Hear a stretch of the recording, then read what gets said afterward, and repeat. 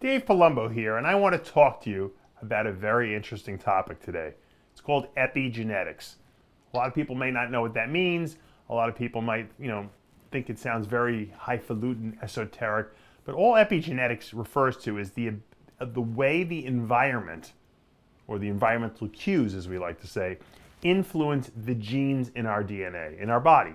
So, we all think that bodybuilding is 100% genetic. Well, Flex Wheeler was born that way, and that's why he genetically looks the way he does. Well, that's just not the case.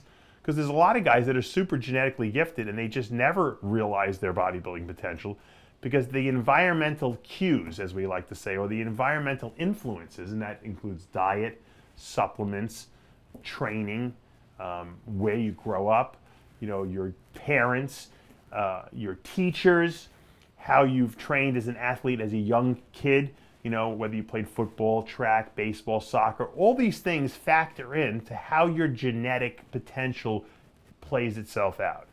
I'll give you a good example with myself in general. I was a long distance runner in high school, at the end of high school, all through college. Running as much as 10, 12 miles a day, almost for like 3 to 5 years straight. Now, that environmental cue changed the metabolism, without a doubt, of my legs and probably my entire body. But because when muscles are put into a severe oxygen debt for long extended periods of time, the oxidative enzymes that actually burn fat, that oxidize fat for fuel, become more efficient.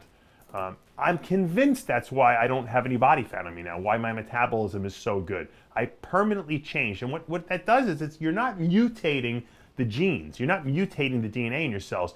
You're putting an epigenetic change on them. Sometimes they're called methylation reactions. It's almost like taking a switch and turning it. You're turning on genes that were never turned on before.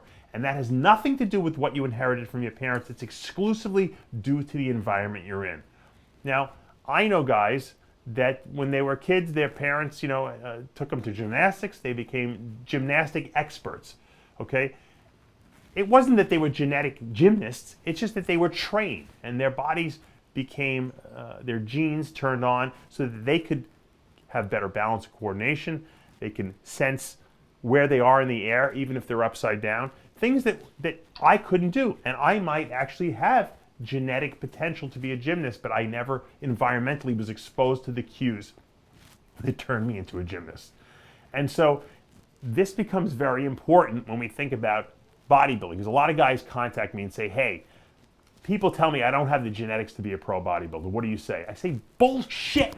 People told me I didn't have the genetics to be a pro bodybuilder, and even though I wasn't technically, the amount of muscle mass I carried and conditioning on my body was certainly on par with a lot of the pros of today. So what I say is, don't let people influence what you want, because if you put enough effort into it with your diet, with your supplementation, with the way you train, the way you sleep, okay, the air you breathe, the water you drink, this all will influence how your genes translate themselves. And a lot of times I've had guys come to me and say, hey, I want to do this, I want to do that, I want to be competitive. And I'm thinking to myself, there's no way this guy will ever be a good bodybuilder. And 5 years later, they transformed their body because they had genes in them that we didn't know that were not turned on because they weren't athletes as kids. And when we turned on the right genes, giving them the right supplementation, the right diet, the right training regimens, even the right drugs, things happened in their body that naturally would not have happened had they never, gone to the gym, never eaten, never had the goals. Also, mindset is very important. The mind influences how the genes get turned on in your body.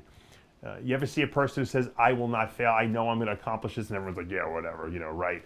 And somehow, it's like the stars align, the person shows up at the contest at the right time, on the right day, no one else is there, and they're, before you know it, they're a pro. And you're like, how the hell did this guy turn pro? But that's all what we call epigenetics. How to fulfill your true potential as an athlete. And this goes to anything in life. You can, not just sports, but we're talking bodybuilding today. So how you become as a bodybuilder, okay, what your ultimate genetic potential is unknown because of the fact that genes turn on and off according to the environmental cues. Remember that.